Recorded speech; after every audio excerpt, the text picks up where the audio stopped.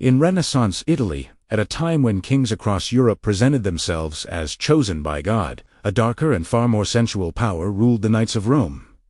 This power did not wear a crown. It wore the tiara of the Papacy. It was the House of Borgia. Behind the massive walls of the Vatican, in halls covered with frescoes and gold, the Borgia family hosted gatherings where sex, faith, and politics dissolved into a single intoxicating force. These nights were not whispered legends born from envy or moral panic. They were documented, they were written down carefully, methodically, by a man whose job was to serve the Pope himself. His name was Johann Burchard, Master of Ceremonies to Pope Alexander VI. By day, Burchard organized masses, rituals, and sacred processions. By night, he watched, and what he witnessed, he recorded in his personal chronicle, the Liber Notarum, a document that still disturbs historians centuries later. No serious scholar denies its existence. No credible historian fully dismisses its contents. The story truly begins in 1492, when Rodrigo Borgia ascended the papal throne under the name Alexander VI. This pope was no ascetic holy man. He was a strategist, a politician, and a man deeply obsessed with prestige, wealth, and pleasure. To him, the Vatican was not a sanctuary. It was a palace of power and desire. During the day, ambassadors, princes, and envoys filled its corridors. At night, those same corridors welcomed courtesans, dancers, ruined nobles, mercenaries, and opportunists. Everyone came seeking something. A position, a pardon, protection, or simply a night of excess beyond imagination. At the center of this world stood the Borgia apartments. By daylight, they were official chambers, adorned by the painter. By night, red drapes were drawn, the lights were lowered, wine flowed freely, music echoed against stone, and bodies replaced sermons. Moral restraint vanished. Religious authority lost all meaning. One event in particular would become infamous: the Banquet of the Chestnuts. According to Burchard, in October 1500, the Pope hosted a private gathering, attended by around 50 courtesans, nearly naked, wearing only golden necklaces. Chestnuts were scattered across the marble floor, and the women crawled on all fours to collect them, while men laughed and applauded. But this was only the beginning. After the meal, competitions were organized, sexual contests. Men were rewarded based on how many women they could satisfy. The prizes were not merely jewels or gold. They included access to the private apartments of the Pope or his son, Cesare Borgia. What makes these accounts truly unsettling is not the sexuality itself. It is the purpose behind it. These orgies were weapons. For the Borgias, the bed was a tool of domination. Inviting a noble, a banker, or a military commander into such nights allowed them to study weaknesses, purchase silence, and test loyalty. A man who had seen too much became easier to control. Cesare Borgia played a central role. On the battlefield, he was feared as a ruthless commander. In these nights, he became a strategist of desire. He watched who looked at whom, who hesitated, who surrendered to pleasure or shame. The Vatican transformed into a laboratory of power. The name Lucretia Borgia floated constantly through this atmosphere. History would later brand her as a femme fatale.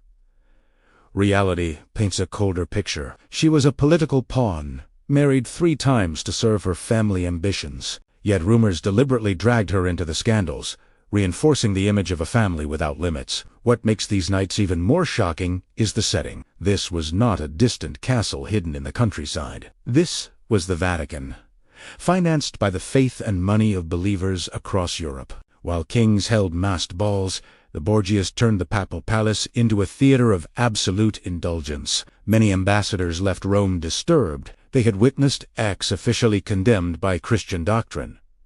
Yet they remained silent. Fear and self-interest sealed their lips. In this Vatican, the Church was no longer a moral authority. It was the private instrument of a family that fused spiritual legitimacy with carnal domination. And this was only the beginning. While the public face of the Vatican remained draped in ritual and sanctity, its private life operated according to a far colder logic. Power during the Borgia era was not enforced solely through papal decrees or military campaigns. It moved through whispers, favors, humiliation, and carefully staged intimacy. At the center of this system stood Cesare Borgia, the Pope's son, a man who understood that domination did not always require armies.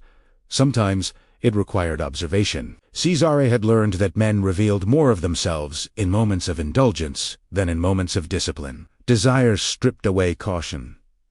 Shame dissolved loyalty, and once a man crossed that threshold, he could be owned. Within the papal court, Cesare's reputation was infamous. Some saw him as a brilliant, modern prince, ruthless but effective. Others whispered that he was something darker, a predator hiding behind silk and ceremony. What no one denied was his intelligence. Cesare grasped that sexuality, when combined with secrecy and fear, could become a weapon sharper than steel. When a nobleman, ambassador, or wealthy financier received an invitation to one of the Pope's private evenings, he understood that nothing in that room would be accidental.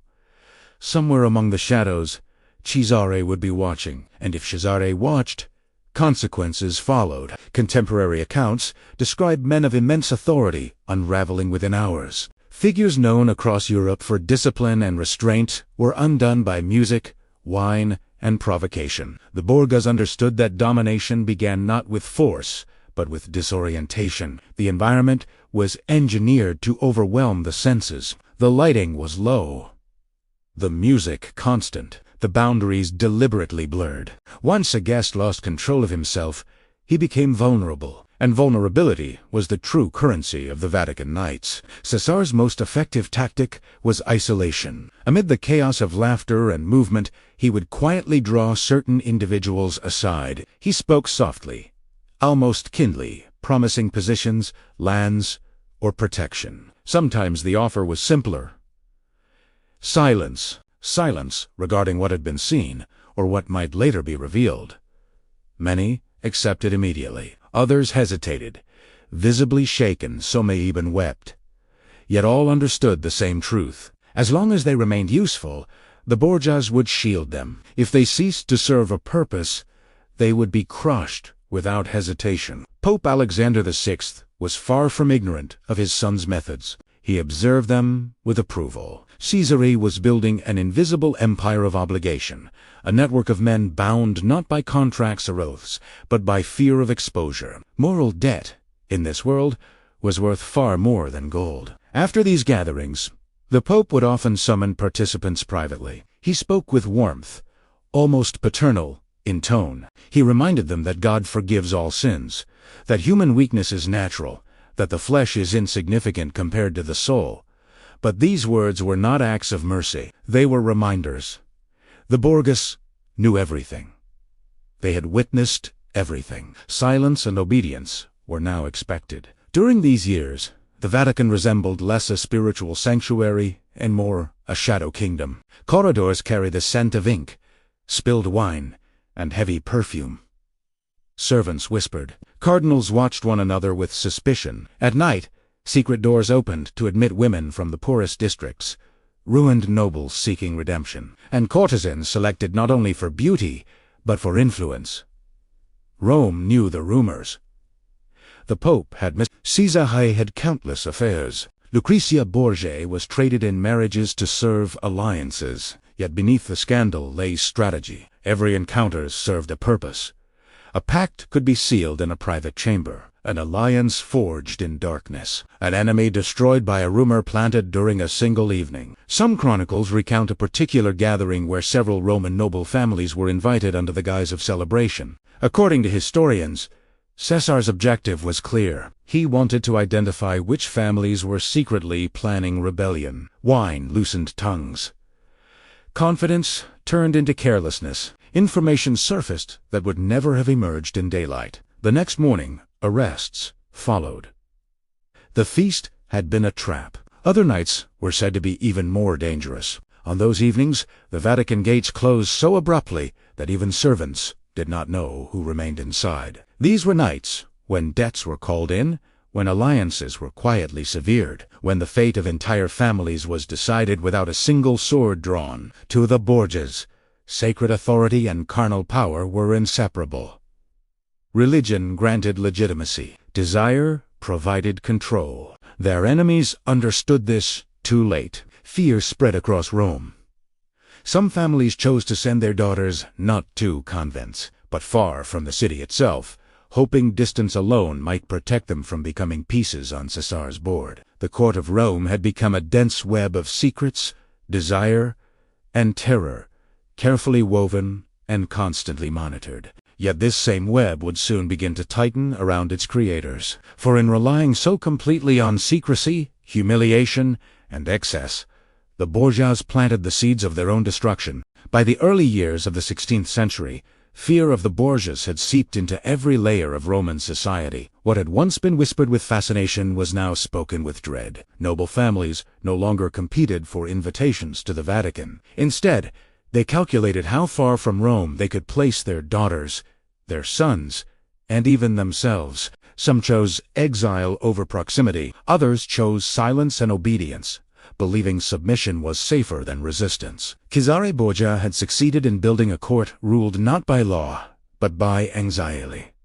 Yet fear, when pushed too far, transforms. It stops paralyzing and begins organizing, and that transformation marked the beginning of the end. The same mechanisms Cesare used to dominate others began turning against him. The Vatican Knights had produced countless witnesses. Men who had once accepted humiliation in exchange for protection now carried memories they could not erase. They remembered the rooms, the music, the bargains whispered in shadows. And as Cesare expanded his military campaigns across Italy, crushing rivals and seizing territories, the list of his enemies grew longer than the list of those who still benefited from his favor. Italy itself began to resent him. Families ruined by his conquests waited patiently. Mercenary captains, once loyal through fear, began to see opportunity in his overreach. The Borgias had ruled through secrecy, but secrecy is fragile. It depends on silence, and silence collapses the moment men believe they have nothing left to lose. Rumors begin to circulate with new intensity.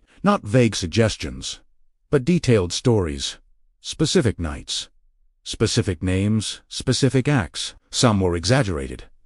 Others were invented mani vere rea. But in the politics of scandal, truth mattered less than accumulation. Each story reinforced the next. Rivals understood that Cesare could not be attacked head-on while his father ruled the church, so they attacked his reputation. They turned his greatest weapon, shame, against him. Reports spread beyond Rome into the courts of France, Spain, and the Holy Roman Empire. Ambassadors who once remained silent began to speak privately to their kings. Princes who once tolerated Borgia excess now questioned whether alliance with such a family threatened their own legitimacy. Even within the Vatican, loyalties fractured. Cardinals who had laughed at Cesare banquets began avoiding him. Some quietly aligned with reformist factions. Others simply waited. They knew that regimes built on fear rarely collapse suddenly. They wrought from within first. Cesare sensed the shift, but misread it. He believed fear would always outweigh hatred. He believed that no one would dare move against him while he controlled armies, and while his father, Pope Alexander VI, still lived. This belief became his most dangerous weakness. His enemies, meanwhile, moved patiently. They gathered testimonies. They amplified rumors. They ensured that every excess committed in the dark echoed loudly in daylight. The Vatican, once a place of whispered obedience, became a place of cautious distance. Doors that once opened eagerly now closed quietly. Invitations were declined. Messages went unanswered. Caesar's presence no longer commanded instant submission. And then the balance shifted decisively. Pope Alexander VI began to weaken. Whether illness or poison brought him down mattered little. What mattered was perception. For the first time, Rome imagined a Vatican without a Borgia on the throne. That possibility electrified Caesar's enemies. Without his father, Cesare was no longer shielded by divine authority. He was simply another ambitious warlord, surrounded by rivals who had waited years for this moment. Sensing pressure, Cesare did what he had always done when challenged. He escalated. Instead of retreating into caution, he chose spectacle. He organized yet another grand celebration within the Borgia apartments, larger, more provocative, more defiant than any before. This night was meant as a message, a declaration that the Borgias were still untouchable. Witnesses later described the atmosphere as unnerving rather than joyful. The red drapes, the endless music, the wine flowing without restraint. It felt less like a feast and more like an act of open contempt toward a world that dared question Borgia supremacy. Cesare appeared confident, almost theatrical. He laughed loudly. He drank excessively. He surrounded himself with guards, but beneath the performance, tension was visible. Guests whispered. Eyes drifted toward exits. No one fully relaxed. And then, at the height of the night, reality broke through the illusion. A messenger arrived, exhausted and frantic, demanding immediate access to Cesare. The message was devastating. A coalition of rival families, supported by foreign powers, was mobilizing against him. The alliances Cesare believed crushed were resurrecting. The fear he once inspired was no longer enough. Witnesses say Cesare's expression hardened instantly. The seducer vanished. The strategist emerged. Music stopped. The celebration ended abruptly. In that sudden silence, something profound shifted. The Vatican knights had lost their power. For the first time, Cesare Borgia understood that the game had changed. The same darkness he once controlled was now closing in around him. The collapse of Borgia power did not arrive with the thunder of armies at the Vatican gates. It came quietly, through withdrawal, betrayal, and the sudden absence of fear. In the days following the aborted celebration, Rome changed its posture. Doors once opened by habit remained shut.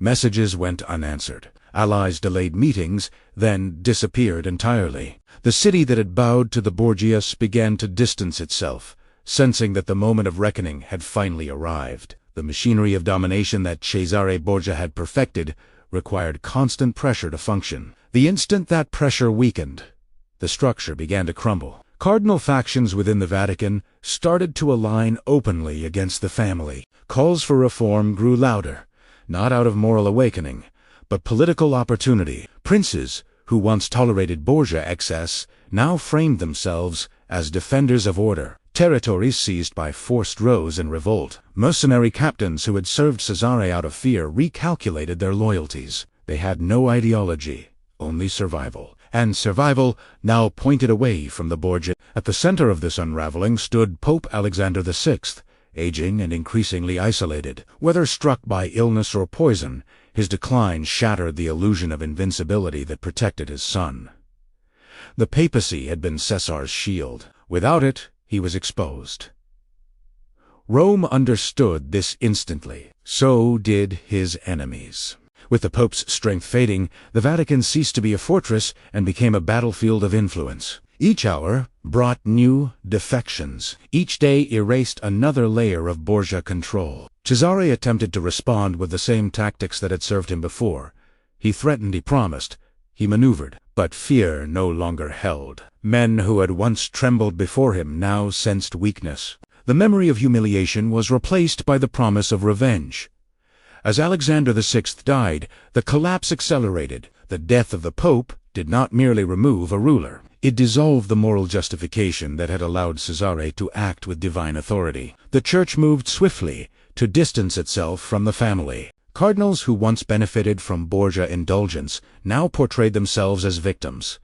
Records vanished. Alliances were rewritten overnight. Cesare found himself abandoned inside a system he had believed he controlled completely. He attempted to secure his territories, but his forces were no longer reliable. Soldiers deserted. Cities rebelled. The web of loyalty built on secrecy and fear unraveled faster than it had formed. Captured by rivals, betrayed by former allies, Caesar's downfall was neither dramatic nor honorable. He was stripped of power piece by piece, reduced from master strategist to fugitive. When he finally died, it was not in a palace or a grand confrontation, but far from Rome, in a minor battle without ceremony or remembrance. The man who had ruled through spectacle and terror vanished into obscurity, and with him the Borgia dynasty ended. Rome quickly rewrote its memory. The Vatican cleansed its halls. Frescoes remained, but the knights were erased from official history. Yet the stories survived. Chroniclers preserved them. Enemies repeated them. Historians debated them. The Knights of the Borgias became legends, not because they were exaggerated, but because they revealed something timeless about power. The Borgias believed that combining sacred authority with domination of desire made them invulnerable. For a time, they were right. They surpassed kings. They humbled princes. They transformed the papacy into an instrument of absolute control. But power built on fear has a limit.